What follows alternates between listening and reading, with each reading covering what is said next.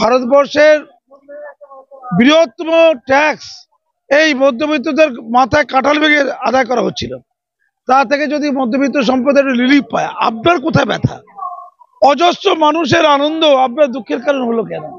শুধু রাজনীতি করার জন্য? এটা বন্ধ করুন না। বাজেট যখন পেশ হবে তার আগে কি কি বলে গালাগাল দেবে, ওটাও তৈরি থাকি। শিল্প, এটা কুটির শিল্প। তোমরা টাকা চাইছো না, তোমরা বলছো বই গেছে, দিল্লির টাকায় বই গেছে, আর বিহার বলছে দিল্লির টাকা লাও লাও লাও, টাকা পেয়ে গেছে। ও চালাই করে কিছু হবে? আপনারা বিভিন্ন খরচের হিসাব দেননি, লজ্জা করছে না? ইউসি দেননি, কেন দেননি? ইউসি কেন দেননি বলে উত্তর দিন। খরচ করে ইউসি দিতে হয়, ইউসি দেননি কেন? যে রাজ্যে খরচের হিসাব দেওয়া হয় না সেই রাজ্যকে বাজেটে বিশেষ সুযোগ দেওয়া হবে না, সবই কথা। এটা থাল।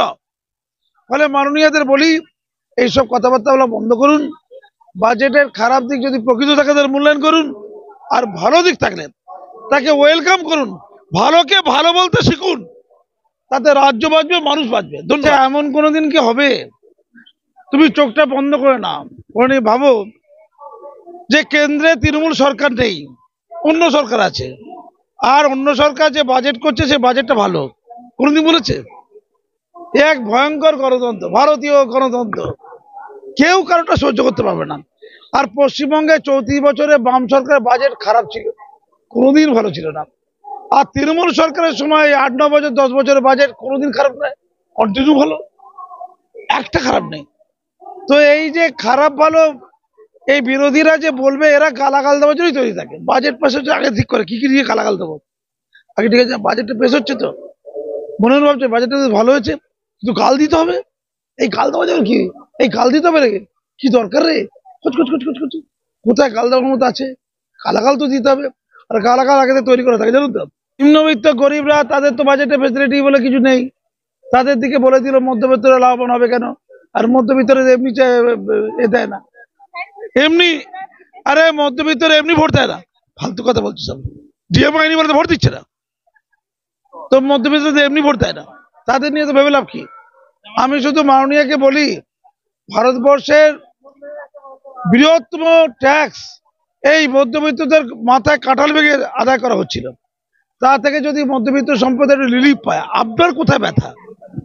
ধনী লোকেরা ক্যাপিটালিজম অর্থ নিয়ে পালাচ্ছে, তার ট্যাক্স ফাঁকি দিচ্ছে, তাদের মতো আম্বানি আদানি আম্বানি এরাও আপনার বন্ধু, মানে বাবারও বন্ধু আর ছেলেরও বন্ধু, মোদিরও বন্ধু, দিদিরও বন্ধু।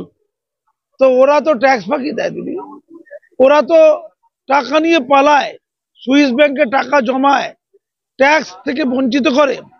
গোটা ভারতবর্ষে যে পরিমাণ ট্যাক্স সংগৃহীত হয় তার বৃহৎ ট্যাক্স সংগৃহীত হয় মধ্যবিত্তদের কাছ থেকে। তাদের দিনান্তে পান্তাপুরে অবস্থা হয়। সারা বছরে 12 মাস যদি তাদের ইনকাম, তার মধ্যে 1 মাস বাদ, 1 মাস ইনকাম ট্যাক্স দিয়ে দিতে হবে। আমি এবারও ট্যাক্স দিতে গিয়ে দেখলাম আমার হাউজিং লোনে করে ছাড় পাইনি, হাউজিং লোনে ইন্টারেস্টে ছাড় ছিল, ওটা পাইনি। ফলে অনেক কিছু ক্ষতিগ্রস্ত হচ্ছে। আর মধ্যবিত্ত সম্প্রদায় এই বাজারটাকে মেনটেন করে, এই যে বাজার, মাননীয়কে বলি, অজস্র মানুষের আনন্দ আপনার দুঃখের কারণ হলো কেন? শুধু রাজনীতি করার জন্য?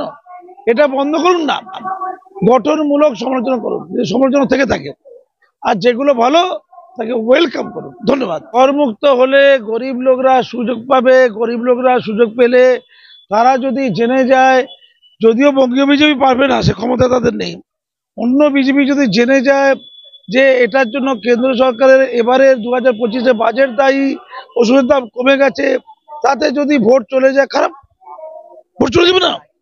তাই গরিব লোকরা মরে যাক, ইস্যু কি হবে? গরিবের ওষুধের দাম বেশি, ভোট দাও, গরিব অমুক পাইনি, ভোট দাও, এটা তো বলার ইস্যু। অর্থাৎ মানুষের কল্যাণটা লক্ষ্য না। জীবনদায়ী ওষুধ যেমন ক্যান্সার, তার যদি ওষুধের দাম কমানো হয়, যে মরতে চলেছে তাকে ওষুধ দিতে গিয়ে মেরে দেওয়া হলো, তাকে ওষুধই মেরে দেওয়া হলো, সে পয়সা খরচা করতে ক্লান্ত হয়ে গেল।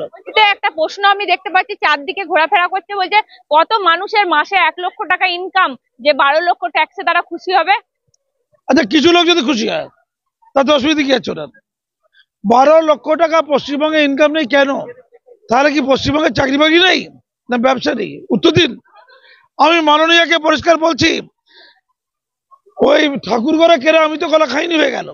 অর্থাৎ পশ্চিমবঙ্গের মানুষ যে ইনকাম করতে পারে না, এটাই তো পরোক্ষে বলতে চাইল। 1 লক্ষ টাকার বেশি ইনকাম মানে ভালো ইনকাম। তাহলে পশ্চিমবঙ্গে 1 লক্ষ টাকার বেশি ইনকাম করার লোকের সংখ্যা কম। দিদি পরোক্ষে একথা বলে কি প্রমাণ করতে চাইলেন?